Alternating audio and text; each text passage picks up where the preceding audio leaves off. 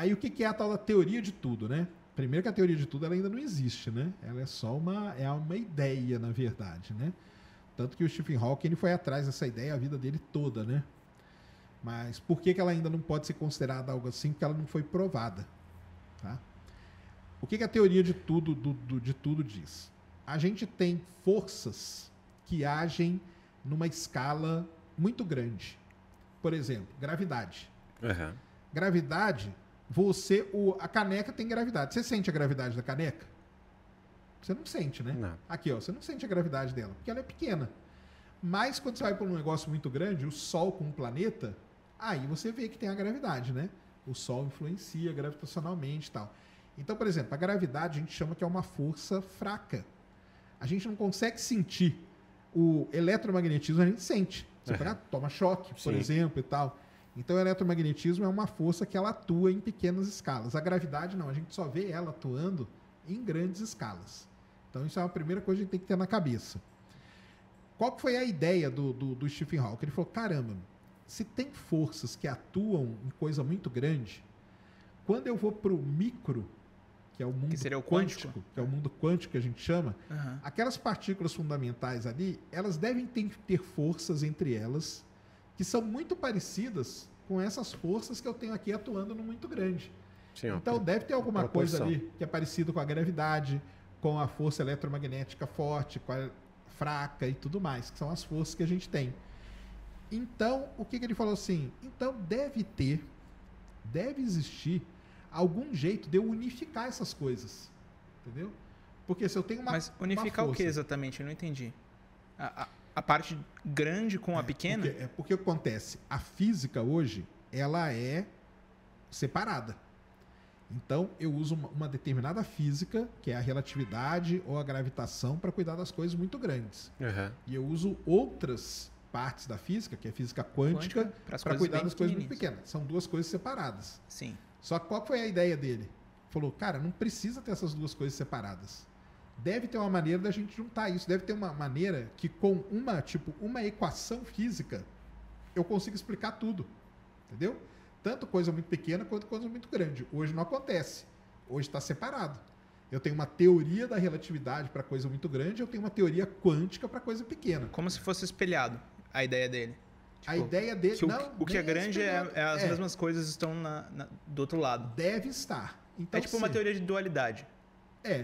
Se deve acontecer a mesma coisa que acontece no muito grande e no muito pequeno, eu não preciso ter duas teorias. A quântica e a relatividade. É só fazer a escala. Eu posso ter uma teoria, exatamente, que lide com escala, que lide com os problemas, mas eu posso ter uma teoria única. Aí, por isso que chama teoria de tudo, né? Porque ela vai juntar essas duas coisas numa coisa só. Então, eu não vou ter mais teoria da relatividade e nem teoria quântica. Eu vou ter teoria de tudo. Então, em vez de eu ter lá as equações de Maxwell, que cuidam das coisas muito pequenas, e as equações de Einstein, que cuidam das coisas muito grandes, eu vou ter as equações do Hawking, que unificaram essas duas coisas. Mas isso aí deixou de existir? Alguém deu continuidade? Como que... Então, isso aí é meio que um sonho de uma parte dos físicos teóricos, né, que é chegar nisso. E aí o Hawking falou assim, caramba, cara, isso aí deve acontecer. E a sacada dele foi muito interessante. A tese de doutorado dele até isso. A gente tem um buraco negro. O buraco negro é um objeto muito grande, né? Sofre ali, tem toda a parte de relatividade, é a relatividade que cuida de buraco negro, das velocidades e de tudo. Ele é um objeto relativístico. Então é de coisa muito grande. Sim. Só que o Hawking pensou o seguinte, cara, pode ter, imagina que tem uma camadinha aqui no buraco negro, onde eu tenho interações quânticas, e esse buraco negro, ele está perdendo radiação. Ele está evaporando. Então a teoria do Stephen Hawking é essa, que ele está evaporando. Só que ele está evaporando em nível quântico. A gente não vai conseguir ver. A gente só vai perceber isso daqui, sei lá, bilhões de anos, quando um pequeno buraco negro desaparecer. Entendeu? Olha a sacada que ele teve.